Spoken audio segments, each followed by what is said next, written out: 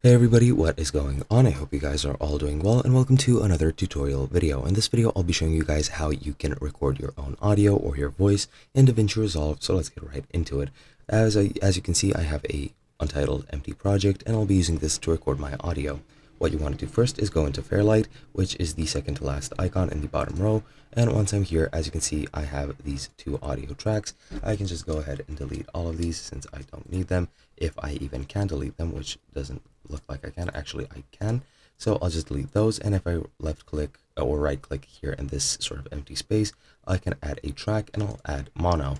Once I do that, as you can see, I have to select it, and in the right side in my mixer, since the mixer needs to be on, I have this menu here. Firstly, what you want to do is make sure that the input is selected into input, and make sure your microphone is selected like so.